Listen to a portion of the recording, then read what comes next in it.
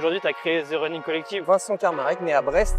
Déjà, je suis pas très bon en sport de base. C'est un rythme de vie effréné. Et c'est aussi à peu près à ce moment-là, tu vois, que le hasard fait bien les choses, que je rencontre les gars avec qui on va créer TRC. Est-ce qu'il n'y a pas un comparateur de prix qui existe pour les produits de running? On a trouvé un moyen pour vous de trouver votre équipement moins cher en 3 clics. A priori, ça va les intéresser. Et je pense en plus que quand tu achètes une nouvelle paire de chaussures, quand tu la reçois, habituellement, tu as envie d'aller courir avec. Quand tu mets ta paire dernière génération avec laquelle tu peux s'envoler, ça procure des sensations, le truc. Là, putain, tu as envie d'y aller, tu as envie de faire les choses bien. Rendre la course à pied accessible et la populariser. En fait, on est persuadé qu'on est capable de créer un truc où tout le monde y trouve son compte. Bienvenue dans cette nouvelle vidéo YouTube sur le format Run and Talk encore une fois, et aujourd'hui on a encore de la chance, on a un athlète exceptionnel, un homme exceptionnel, tu l'as sûrement vu sur ton feed Instagram, il court du 800 mètres au marathon, il nous vient du Finistère, de Brest, on est à Rennes aujourd'hui, on a de la chance, il fait encore beau, on a la chance d'avoir Vincent Karmarek. Ça va Vincent? Très bien, merci pour cette introduction, t'as été flatteur dis donc. Tu sais, t'as été flatteur. Tu sais comment je sais que t'es un athlète? Vas-y dis-moi. Le short fendu. Le short fendu. Ouais. Voilà, faut pas trop le relever. Non, celui-là est un peu court en plus. J'espère que ça passera quand même la monétisation YouTube. Tu sais que j'ai fait une vidéo avec Thomas Benayoun, il avait pas le même. Tu vois ce que je veux dire? Athlète, athlète. Bah lui, de toute façon, s'il fait ça, il le pète le truc. On va pas aller plus loin sur ce sujet-là. Ses cuisses font la taille de mon corps entier, donc. Mais le temps aux 800 mètres, au semi, au marathon, on va parler de tout ça, on va parler de... 800 mètres, ça commence à... Malheureusement, il n'y en a pas eu la saison dernière. Je crois que je commence un peu à m'en éloigner, à mon grand regret. On spoile pas pour l'instant, on va en parler, on va parler de tout ça, on va parler d'aujourd'hui, ce que tu fais dans ta vie, comment tu cours, pourquoi tu cours, bref, plein de choses. On est parti pour un footing, 20-30 minutes, on va voir, en fonction de ce qui nous passe par la tête. Athlète exceptionnel, t'as été gentil, hein, parce que... Je le dis, ça vient de moi, je le dis. Et on va commencer quand même par Vincent, qui tu es?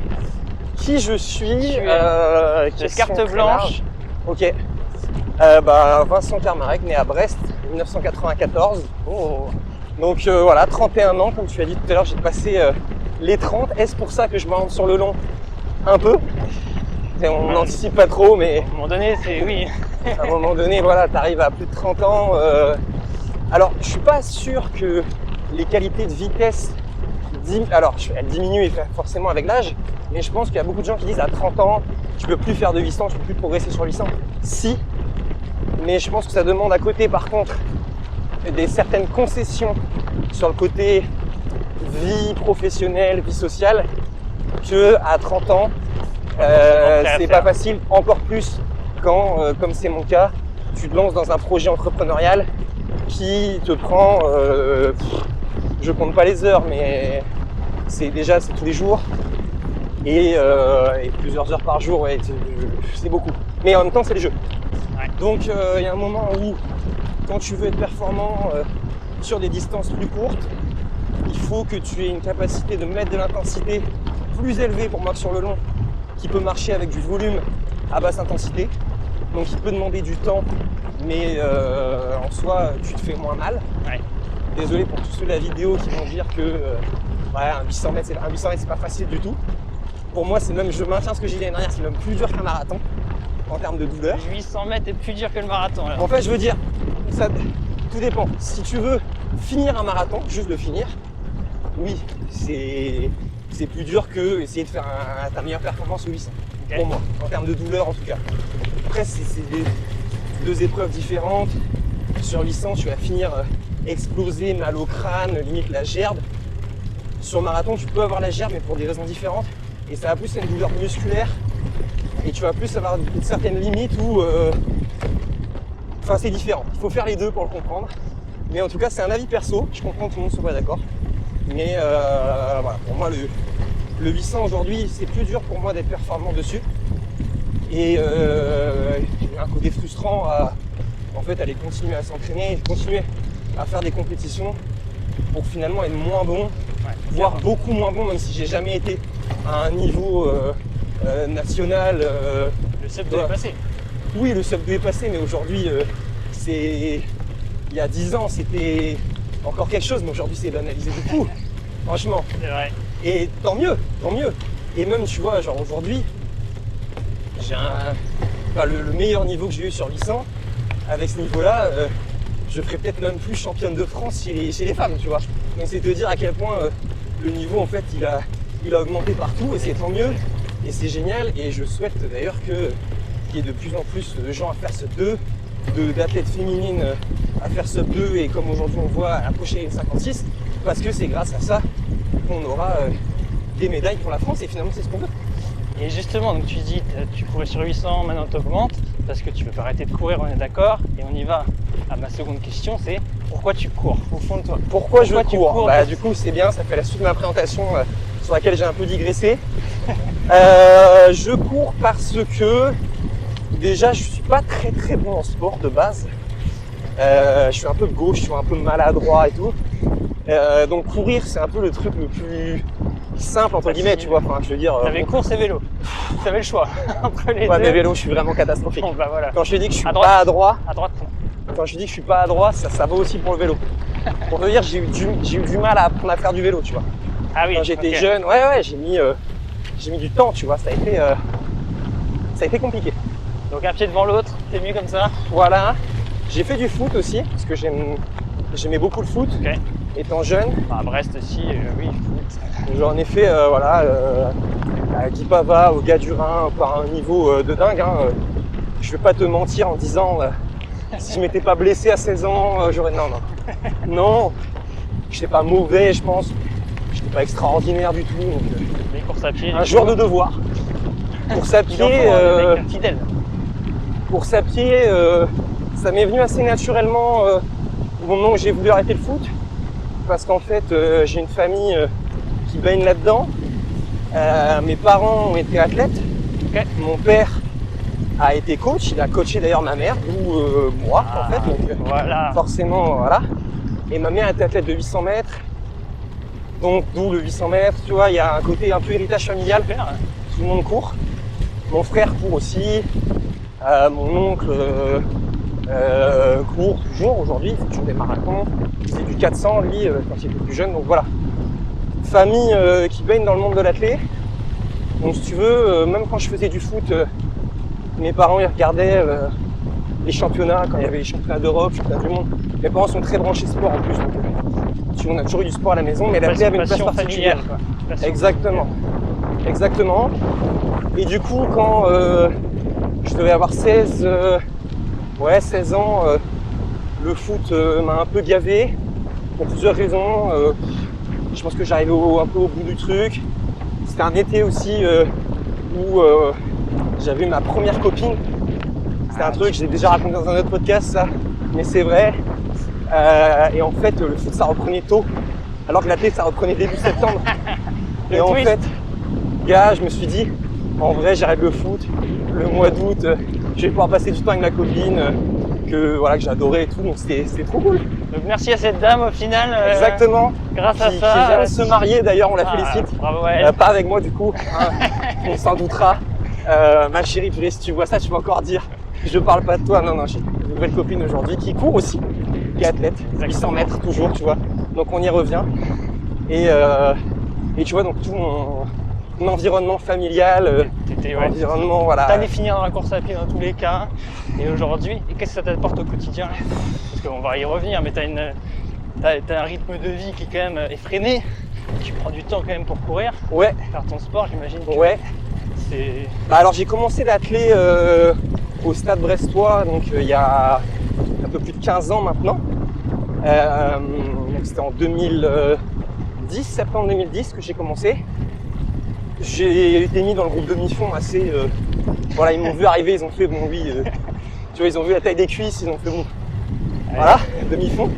Même si je pense que j'avais plus un profil à ce moment-là. Et d'ailleurs, c'est ce que j'ai fait par la suite. Plutôt 400 mètres. Ok. Et si tu veux, au début, voilà, j'ai fait les crosses. Mais l'athlé, pendant longtemps, pendant les 7 premières années, je pense, c'était pas un truc aussi important pour moi que ça l'est devenu maintenant. C'est-à-dire que je m'entraînais à raison de 3 fois par semaine, tu vois, jusqu'à arriver en espoir en vrai. Et en fait, après arriver en école de commerce, donc en 2014 à la l'ISEC à Cergy, Ok. je voulais continuer de m'entraîner. Et il se trouve que la première fois que je suis allé au stade des Maradas à Cergy, il y avait le groupe d'entraînement qui était là. Le groupe d'entraînement qui correspond à peu près à ma catégorie d'âge, groupe d'âge, faisait majoritairement du 400. Ok. Et du coup, j'ai rejoint ce groupe-là, à Cergy, donc avec Philippe Favreau, qui est aujourd'hui président du club et avec qui on collabore d'ailleurs sur beaucoup de Tempo League. Donc tu vois, ça vient de là. En fait, il n'y a pas trop de hasard dans cette histoire. Et j'ai fait, voilà, je m'entraînais toujours 3-4 fois semaine. Mais pareil, le sérieux était... ouais, voilà, c'était en école de commerce, il y avait pas mal de soirées. On va dire le côté récupération, optimisation hors entraînement était pas trop là. Ouais, mais au final, toute cette période-là, tu as quand même tissé tous les liens que tu utilises Exactement. dans ton quotidien, avec des contacts C'est ça. en Bretagne, des contacts dans la région parisienne. C'était vraiment la clé des copains à ce moment-là, tu Ouais. vois. Il y avait une volonté quand même quand j'arrivais en compétition de faire le meilleur, mais c'était pas aussi important que c'est devenu après. Mais en fait, le point de bascule, c'est je suis parti en Erasmus à la Bocconi à Milan. Ok. Et en gros là, je fais 2 semaines d'intégration avec les étudiants internationaux et je fais un peu un RP déchet, tu vois, genre pendant 2 semaines, je sors quasiment tous les soirs, voilà. Belle inté. C'était T'as des- respecté cette période. C'était des beaux moments, tu vois. On a un peu montré que la réputation des Bretons était méritée. Brestois. Voilà, Brestois qui plus est. C'est vrai que t'arrives en Erasmus, ouais, t'as une pancarte quand même. Ouais, un peu. Donc bon, voilà, l'abus d'alcool est dangereux pour la santé, évidemment. C'est sûr. Et du coup, au bout de 2 semaines, je fais bon, en vrai, je vais peut-être pas passer 6 mois à me détruire la gueule tous les soirs. Il faut quand même que je me remette à l'entraînement. Et en fait, j'étais tout seul à ce moment-là, tu vois, plus de groupe, plus de club. Et en Italie, plus compliqué, tu vois, barrière de la langue, je connaissais pas trop là-bas le groupe, le club, etc. Bon, j'ai commencé à m'entraîner tout seul. Et en fait, à y aller tous les jours, ce que je faisais pas jusqu'à présent. Ok. Et donc je suis passé à cet entraînement semaine, avec un peu plus de volume et tout. Et en fait, je vois au bout de 1 mois et demi, ça commence à progresser, tu vois. Et je fais, putain, c'est cool. Ça donne envie, ça. Et je fais, putain, en fait, ouais, merde. Je m'étais toujours considéré très nul. Et là, j'étais un peu moins nul, tu vois. Je fais, bah, c'est cool, ça donne envie. En fait, je reviens d'Erasmus et j'avais une année pas trop difficile, à part 3 mois que j'avais à finir de mon alternance en audit financier dans un cabinet d'audit à Paris. Où là, pour le coup, c'était horaire, ça finit à 21h et tout. Et en fait, si tu veux, le fait justement d'arriver, d'avoir une année facile et boum d'un coup, je reviens dans un truc où je finis tard et plus compliqué de s'entraîner, je me rends compte en fait que merde, en fait, je nourris un manque sur l'athlète. Tu vois. Je fais merde, en fait. J'aime ça. En fait, Je j'aime kiffe ça. C'est ça. S'entraîner tous les jours. Et en fait, ça me fait chier, là, d'un coup, de finir à 22h, de devoir aller m'entraîner. Des fois, il fait nuit. Des fois, j'allais m'entraîner au stade des Maradas. Ça m'est arrivé plusieurs fois de devoir. Il y avait un trou dans le grillage. Devoir passer, faire l'entraînement à 23h, 23h30. Enfin. Et je me dis, putain, merde, en fait, je suis en train de jobber. Je me rends compte que c'est intéressant. Et je me rends compte que mon taf en audit, là, enfin, domaine financier, putain, ça m'intéresse pas plus que ça, quoi. Et en fait, c'est là que je me dis, putain, mais en fait, je crois que j'ai envie de bosser dans ce secteur. Je commence à intégrer ça. Et c'est aussi à peu près à ce moment-là, tu vois, que le hasard fait bien les choses, que je rencontre, en fait, les gars avec qui on va créer TRC. Super. Et en fait, au début, tu vois, ça part de juste d'un délire, tu vois, c'était l'époque des pages Facebook, on faisait des conneries, ça nous faisait marrer. Moi, mon taf était, je m'y épanouissais pas. Je sais pas que c'était pas stimulant, mais en tout cas, moi, je m'y suis pas retrouvé. Du coup, en fait, pour trouver de l'épanouissement, je me suis mis un peu à fond, parfois sur les heures de taf, on peut le dire maintenant, de toute façon, c'est La prescrit. prescription. Hein. Voilà, mais merci à ce cabinet, qu'on ne citera pas, d'avoir pour partie sponsorisé les débuts de TRC. Donc je m'amusais à faire des montages, écrire des trucs. Ça, tu kiffais. Les débuts de Facebook. Parler Ouais, d'at- ça, je kiffais. Parler d'athlètes, de Je sport. kiffais, exactement. Ouais. Exactement. Et t'as fait kiffer les gens, je te le dis. Bah merci, mais c'est ce qu'on essaye de toujours faire aujourd'hui. On pourrait venir malgré les difficultés parce qu'on est quand même parti d'un truc où il n'y avait pas du tout de volonté professionnelle ou quoi. On avait 100, 200 personnes qui nous suivaient, c'était déjà énorme pour nous. Aujourd'hui, il y en a plus de des dizaines de milliers, c'est quand même un truc de ouf. Bonjour. Monsieur, putain, on a des stars sur notre vidéo exceptionnelle. Exceptionnelle. Et en plus, il a les chaussettes. Putain, il y a de la chaussette TRC au mètre carré là. Ça, tu vois, c'est ouf. Tu vois, ça, je trouve ça, tu vois, ça me touche de fou. Genre, quand je croise des gens là, tu vois, en vrai, qui portent, enfin, c'est gratifiant de dingue, tu vois. Et en fait, quelque part, il y a aussi un côté où, on pourra l'évoquer, mais il y a une responsabilité vis-à-vis de ça. Tu vois, tu croises des gens qui portent tes produits, ça veut dire qu'à un moment donné de leur vie, j'espère toujours, où ils se sont identifiés à ce que tu faisais, où ils ont kiffé le projet. Et en fait, c'est pour ça qu'aujourd'hui, on ne veut pas perdre notre ADN, tu vois. Et c'est un peu la difficulté quand tu deviens gros, enfin gros, tout est relatif, mais en tout cas quand tu grossis, quand tu commences à... Et c'est normal parce qu'à un moment donné, il faut un projet qui n'a pas pour moi de vision business, à un moment donné est compliqué. C'est voué à mourir. Je veux dire, tu ne vas pas investir ton temps pour rien, tu vois. Oui, oui, bien sûr. Au début, ça peut partir dans un délire. Bien sûr. Mais Mais faut tu vois convertir l'essai. Tous les mecs qui sont partis d'un délire ont à un moment donné dû le monétiser. Tu vois, je pense à la Fédération Française de la Loose. Le truc, c'est le plus gros délire. Et aujourd'hui, c'est monétisé, tu vois. Mais c'est ils ont gardé leur ADN. C'est ça. Moi, je trouve, en tout cas. Enfin, je trouve aussi. Et bravo à eux. Nous, la difficulté, c'est que quand tu dois, à un moment donné, rentrer dans du business, faire de la pub, faire rentrer des marques, etc. Et on est très content de le faire, tu vois. Je porte une veste, c'est une collab TRC Adidas. En vrai, c'est dingue. Elle est magnifique. Merci à notre graphiste. Mais inévitablement, quand tu commences à faire de la pub, t'es moins cool. Tu vois, il y a cette scène dans le film The Social Network, quand il rencontre Sean Parker, où il dit la pub c'est pas cool. Et c'est vrai, tu vois. Genre, le business, ça fait toujours chier les gens, tu vois. Et donc, il y a un moment où nous, il faut qu'on arrive à conserver un ADN de second degré, de mecs qui se prennent pas la tête, etc. avec le business qu'on a monté. Et c'est un sacré casse-tête. Hein, et c'est un des enjeux dans lesquels on est actuellement. Ouais. Parce qu'on va faire la transition entre les deux. Parce qu'au final, on n'a pas présenté. Tu poses dans quoi? Qu'est-ce que tu as créé? Avec qui? Vrai. Donc, c'est vrai. Aujourd'hui, tu as créé The Running Collective. Bon, c'est ça. On va pas revenir sur le début, Tempo1 Club, un voilà. de copains, etc. Aujourd'hui, en 2025, on est sur The Running Collective avec Charles et Antoine et d'autres une équipe, voilà, super, exactement. Tu vois. Et qu'est-ce que vous faites? Ouais. Qu'est-ce que vous faites en fait? C'est quoi votre mission aujourd'hui? C'est quoi votre mission? Alors, on est parti d'une mission qui est la même que celle qu'on avait quand on a créé Tempo1 Club au départ, à savoir rendre la course à pied accessible et la populariser. Okay. Et dans une plus large manière encore, c'est même le sport en général. Okay. Après nous, notre sport, il se trouve que c'est majoritairement courir. Voilà. Et en fait, de là, on est parti d'abord, comme on avait dit, créer du contenu, médiatiser ce sport. Et en 2020, au moment du confinement, Antoine, Charles et moi, on s'est retrouvés au chômage partiel, comme beaucoup de Français. C'est vrai. Et après une semaine ou deux à refaire Prison Break sur Netflix. Bon.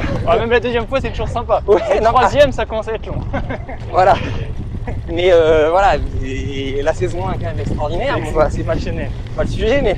C'est une meilleure série de. Bref. Je suis d'accord. Au bout de 2 semaines, c'est un peu bon. Qu'est-ce que je fais de ma vie, tu vois? Bon, Michael Scofield, c'est bon. Maintenant, voilà. Qu'est-ce que fait Vincent? Qu'est-ce que je fais de ma vie? Bon, moi, je m'étais vraiment mis à fond dans l'entraînement à ce moment-là, en me disant, sortie de confinement, objectif, c'est 800 mètres, moins de 2 minutes. Ça fait 3-4 ans que j'en parle, je ne l'ai pas fait. Là, c'est l'occasion, je me mets en mode athlète pro. Et du coup, lié à ça, il y a la question de s'acheter de nouvelles chaussures. Parce que quand tu te mets à fond dans l'athlète, dans la course à pied, Et l'équipement, il vient avec, tu vois. C'est-à-dire que t'as envie de te mettre à fond dans un truc. C'est comme c'est la rentrée scolaire. Tu t'achètes tes nouvelles fournitures. Tu veux qu'elle soit belle et que ça court vite. Exactement, voilà. C'est nos deux préoccupations Tout principales. à fait, exactement. Et je pense en plus que Pas trop cher. ça, on va y venir. Et je pense en plus que quand tu achètes une nouvelle paire de chaussures, quand tu la reçois, habituellement, tu as envie d'aller courir avec. Bien sûr. Et donc nous, on est persuadés, même convaincus, que le fait d'avoir du bon matos, bah, ça donne envie aux gens d'aller courir en fait. Quand tu as du mauvais matos, tu passes pas un bon moment parce que bah, tes chaussures soit elles te font mal, soit elles répondent pas, soit machin. Alors que quand tu mets ta paire dernière génération avec laquelle tu te sens voler, en fait ça te procure des sensations le truc, bah putain t'as envie d'y aller, t'as envie de faire les choses bien. Ouais. Donc nous on est voilà dans cette situation là. Et en fait moi j'achète une paire et j'en parle avec Antoine, mon associé aujourd'hui, qui lui est très fan de chaussures. Il aime bien ça. Et il me dit, tiens, j'ai acheté les mêmes. Tu les as achetés combien? Donc je lui donne un prix. Il dit, moi je les ai eu à temps. Je suis non, comment t'as fait? Et il me dit, bah en fait moi elles étaient, il y avait un code promo sur tel site. Je fais, ah merde, je suis pas allé, putain. Et il se trouve que moi à ce moment-là, je bossais dans le secteur aérien. Et en fait le secteur aérien, c'est le berceau des comparateurs de prix. Tu vois, les kayaks, Skyscanner, exactement, ouais. Trivago. Du coup, Ouais, moi, tu vas jamais sur la compagnie. Non, jamais. Tu sais même pas quelle Personne, compagnie non, fait quel vol. c'est clair. Puis des fois, tu achètes un vol, tu connais même pas la compagnie, tu vois. Exactement. Puis, en plus, et puis t'as aucune attache à acheter plutôt chez Vueling que chez Ryanair, tu vois. Tu t'en fous. Ce que tu veux, c'est la destination. Et pas trop cher. Et pas trop cher. Ça, c'est le nerf de la guerre. Et du coup, moi, assez logiquement, je me dis, bah tiens, pour pas me faire niquer la prochaine fois, est-ce qu'il n'y a pas un comparateur de prix qui existe pour les produits de running? Donc je tape sur Google et rien qui sort. Là je fais attends, c'est bizarre, je cherche un peu plus. Et en fait, je merde, mais non, il y a rien. Et là je me dis attends, c'est quand même bizarre, ça n'existe pas. Je vais en parler au mec que je connais, qui connaît le mieux le marché du running parce qu'il y a bossé. Et à ce moment-là, il bossait plus, il était parti en Australie. Ça c'est, quand je vais vous dire le nom du gars, vous avez deviné, c'est Charles Perrault, notre associé. C'est le côté Jean-Claude Duss, ça lui va bien. Le gars, il part en Australie. Un mois après, il y a le confinement, il doit rentrer en France. Tu vois. Il était parti pour un truc d'un an, ça a duré un mois. Tu vois. Et qu'est-ce qu'il en dit alors? Et ben en fait, lui, voilà, il en dit. Bah non, mec, j'en ai jamais entendu parler. Ok. Et je sais que si lui me dit ça, il a bossé à ce moment-là, il a bossé chez Intersport, il a bossé chez Adidas. S'il n'en a jamais entendu parler, en plus il bossait dans le secteur vente, tu vois. Oui, donc c'est que ça n'existe pas. Il me dit exactement. Il me dit en tout cas, en France, je ne connais pas. Et donc là, ben, on se dit, on s'appelle tous les trois, maman, et puis je me dis, bah, toi vous en êtes où dans votre vie? Donc bon, tous les trois, c'était un moment, bah, on était un peu nulle part, tu vois. Enfin, sauf Antoine qui avait un bon poste. Mais nous, je dis pas que j'avais un mauvais poste, mais j'étais au chômage partiel. Ouais. Et Charles était en retour d'Australie. Donc on fait, bah écoute, vas-y, on tente en fait. Et pendant un an, en gros, on développe on a d'abord mis 3-4 mois à créer un POC. Ouais. Donc un POC, c'est un Proof of Concept. C'est en gros une version bêta de chez bêta. Version, voir si ça marche, En gros, le but, c'est essayer de voir si tu as une traction. Exactement. Des utilisateurs, des clients, des gens qui kiffent. Et qu'en gros, tu te dis, bon, est-ce que si je m'investis plus là-dedans, il y a moyen que... Il y a un marché, quoi. Exactement. Et un POC, tu vois, il faut aller vite pour le construire parce que l'idée, c'est d'avoir une réponse rapidement. En 4 mois, on crée un truc qui est un comparateur semi-automatique, comme on aime l'appeler aujourd'hui, étant donné que les comparaisons se faisaient le matin, le midi et le soir par voie manuelle, exactement. Exceptionnel. Donc, sachant qu'en plus, il faut qu'il y ait un business model derrière. C'est-à-dire que commence à réfléchir à ça, ok, mais si on crée ça, comment on se rémunère? Est-ce que les utilisateurs doivent payer pour l'utiliser? Ouais. Bah non, parce que ça va contre notre volonté justement que le truc soit accessible. L'idée, c'est qu'ils fassent des économies, pas qu'ils payent pour faire des économies. D'autant plus que les économies sur des paires de pompes, 15 balles, si tu dois payer 15 balles par mois, finalement c'est annulé. On est bien d'accord. Donc on réfléchit, moi je me renseigne sur le business model de kayak, etc. Et on arrive sur le mécanisme dit de l'affiliation. C'est-à-dire qu'en fait, il faut nouer des partenariats avec les revendeurs pour leur dire on va vous apporter du trafic supplémentaire et vous en échange, vous allez nous reverser une commission sur la vente. Donc pour l'utilisateur, ça coûte 0. Nous, on est juste un apporteur de service gratuit. C'est comme si demain, tu as besoin d'une paire de chaussures, tu m'appelais en me disant, tu as moyen de me trouver la moins chère et je le fais à la main. Sauf que là, c'est un robot qui fait en 3 clics. Exactement. Et après, c'est la marque en question, enfin le distributeur, le revendeur, qui nous reverse une commission sur la vente réalisée. Donc ça, aujourd'hui, ça revient. Aujourd'hui, vous êtes un comparateur. Tout à On fait. mettra bien sûr tout en description, on en reparlera à la fin de la vidéo, de ce comparateur qui est une application aussi. Oui, Donc tout à avoir fait. sur ton téléphone, bien sûr. Tout à fait. Et du coup, pour ce côté aussi, être visible auprès des publics, vous faites pas mal d'événementiels. Ouais. C'est une autre partie de votre travail aujourd'hui. Ouais, alors, on est convaincu que, et déjà ça va surprendre personne, notre marché, c'est tous les gens qui courent. Ouais. Si on leur dit à tous les gens qui courent, on a trouvé un moyen pour vous de trouver votre équipement moins cher en 3 clics, a priori ça va les intéresser. Bien sûr. Ça, on est d'accord. Donc, ça, c'est un premier moyen de communiquer. Par contre, si on fait ça tous les jours, au bout d'un moment, on va avoir du mal à aller toucher une audience un peu plus large. Donc, ce qu'on s'est dit, c'est comment faire en sorte d'entrer en contact avec justement tous ces gens qui courent. En fait, continuer ce qu'on avait fait avec PRC au départ, à savoir parler d'athlétisme, parler de course à pied et être au contact des coureurs. Donc, il y a énormément de choses qu'on fait, de contenus qu'on crée, d'événements qu'on organise, qui a priori n'ont pas un lien direct avec le fait qu'on a développé un comparateur de prix pour les pros de running. Mais notre volonté, c'est de toucher les gens qui peuvent devenir nos clients et qui sont en fait des gens qui nous ressemblent profondément, parce que nous, à la base, on est les premiers clients de notre site, tu vois. Et puis au final, tout ça, c'est gratuit pour les gens. C'est Ouais. des bons moments qui passent. Exactement. Et vous, ça vous ramène de l'audience. En fait, c'est du win-win-win dans tous les sens. L'idée de départ, c'est ça, c'est que vraiment, tous les acteurs de l'équation soient gagnants. C'est qu'il n'y ait vraiment personne qui soit lésé. C'est-à-dire les que, marques aussi, enfin tout le monde. Ouais, tout le monde. Enfin, ouais. en fait, on est persuadé que on est capable de créer un truc où tout le monde y trouve son compte. Je voulais parler de trail parce que souvent, on fait 800, route, Ouais. marathon. Ouais. Et qu'est-ce qu'on fait derrière? Bah, je te pose la question. Écoute, tu m'avais parlé à 25 ans. Je t'aurais dit, si j'ai déjà dû prononcer la phrase, je ferai jamais de marathon. Là aujourd'hui, tu dirais quoi sur le trail? Le trail, pour moi, c'est pas ma tasse de thé à moi. Je parle à moi. Hein. Personne n'écoute, personne ne regarde. Non, mais ma tasse de thé à moi. Ok. C'est une discipline que je respecte énormément parce que si tu me mets dessus aujourd'hui, je serais nul. C'est-à-dire, je serais incapable là d'aller faire 180 bornes, c'est un délire. J'ai déjà fait un marathon, même que tu dois faire 4 fois ça, plus de 4 fois ça. C'est du délire. Bon alors certes, tu marches un peu. Ah, on y vient, on y vient. Donc le Non, trail, mais- c'est quoi au final? Est-ce que ce serait pas de la... Non, je vais pas le dire. je peux le dire en off, mais non, je rigole.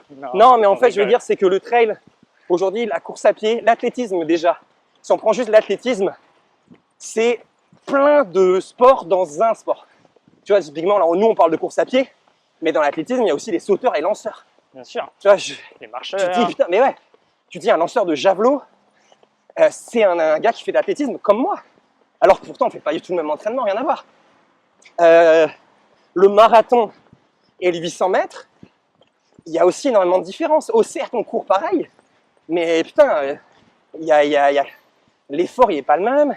Et le trail, pour moi, c'est encore quelque chose de différent. C'est encore un autre sport. Bon, en tout cas, j'aurais pu parler des heures avec toi. Je pense qu'on aurait pu parler des heures, mais je sentais que tu étais un peu limite physiquement. Tu commençais à être un peu court. Ouais, bah, il y a eu le test de condition physique ce matin, vidéo qui sortira d'ailleurs sur la chaîne YouTube de The Running Collective. Je pense après cette vidéo-là. On verra quand est-ce que... On verra. L'un ou l'autre, bref. Si jamais elle est sortie, on mettra le lien. Voilà, exactement. Mais en tout cas, c'est des petits footings de récup pour toi. Ouais. Moi, j'aurais pu te poser plein de questions. J'avais encore plein de questions en stock. J'en ai quand même 2, Ouais. dont une que je viens d'oublier à l'instant. Mais Pas grave. première On peut question. cutter, on peut faire du montage. Première question que je te pose. Sur ce format, qui tu aimerais voir, tout simplement? Qui j'aimerais voir Tu vois, sur quelqu'un où ce t'as envie de format comprendre un peu plus, qui il Ouais. est, pourquoi il court. dans le milieu de... Là, j'ai un premier nom qui me vient en tête, mais il fait un peu ça, mais c'est Mustapha Salmi, qui dans le domaine un peu toujours, en plus création de contenu, running, c'est Ouais, on quelqu'un que s'inspire, moi j'apprécie le beaucoup. premier, bien sûr. Je m'inspire de ce genre de contenu. Hyper donc- intéressant, Mousse. Donc je pense qu'il y aura Ok. un featuring sympa à faire. Avec Mousse, très bien. C'est le premier nom qui me vient en tête. Puis sinon, vous quand même chez BIP, vous avez, c'est même pas la chance parce que vous avez les travaillé pour et compétences pour. Vous collaborez quand même avec des athlètes de très haut niveau. C'est vrai. Je pense qu'ils ont toujours, elles en l'occurrence, ont toujours des choses très intéressantes à raconter et une vision du haut niveau que nous, athlètes lambda, on n'a pas parce qu'on ne l'a pas Ouais. vécu. C'est pas cher. Donc je pense que là vous avez du monde aussi, du grain à moudre.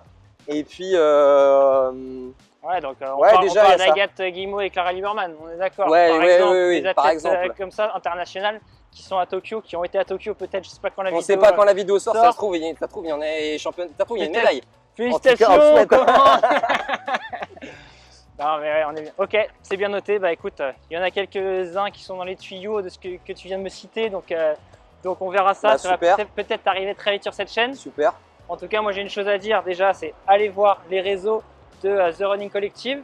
Donc il y a plusieurs pages Instagram. Dans tous les cas, Peut-être trop. peut-être trop. Quelle page il faut suivre sur Instagram? Alors, on a cuté le moment où j'ai dit que ça va changer de nom. Ça va changer de nom, on peut le dire là. Voilà, c'est Ok. un. Voilà, Mais c'est une actuellement, ça excuse. s'appelle Tempo Run Club pour toute la partie communautaire. Donc ça, c'est vraiment la page de départ qu'on a créée il y a maintenant bientôt pas loin de 10 ans. Où là, il va y avoir des choses à suivre parce qu'on va faire tout le suivi de notre préparation pour le marathon de Valence qui donc arrive en décembre prochain. Donc il y aura des choses rigolotes à voir là-dessus. On va aussi collaborer d'ailleurs avec les amis de chez Training Therapy. Donc voilà, il y aura des choses à voir là-dessus. trc.techno, ça c'est le compte qu'on a créé l'année dernière, spécialisé sur les équipements de running. Donc vraiment, quand il y a un nouveau produit qui sort, on en fait une analyse. Et puis Tous il y a les geeks aussi de la chaussure, ceux qui adorent les beaux modèles, les belles exactement. chaussures. C'est Pour ceux qui- trc.techno. trc.techno. Pour ceux qui aiment rigoler, il y a le compte Tempo Run même que je gère depuis quelques années où là, Exceptionnel. à peu près on va dire une fois par mois, je me prends un moment et je fais quelques mèmes qui me font mimes, je sais pas comment vous voulez prononcer ça. Bref, Exactement. voilà. En tout cas, allez suivre les pages Instagram de TRC au pluriel. Allez suivre la page YouTube aussi, bien sûr. de On va The essayer, Running ouais, Collective. qu'on Il y a s'en des sorte de super- développer. Des super vidéos qui sortent. Allez suivre, bien sûr, allez vous abonner à la page Build Your Perf sur YouTube, sur Instagram. Mettez un petit like sous cette vidéo. Mettez-moi en commentaire aussi qui est-ce que vous voudriez voir. Est-ce que vous voulez voir justement Mousse? Commentez Mousse sous la vidéo. Est-ce que vous voulez voir Agathe, Clara ou d'autres personnes? Allez commenter ici. En tout cas, moi, Vincent, ça m'a fait vraiment plaisir Mais de même. de t'avoir sur cette vidéo, de discuter avec toi. On aurait pu discuter des heures encore une fois, mais ce sera peut-être pour une vidéo numéro 2 pour nous expliquer ton marathon J'habite à pas loin. Valence. Bon chef, merci Un beaucoup. plaisir. Il À était beau très le clap. bientôt.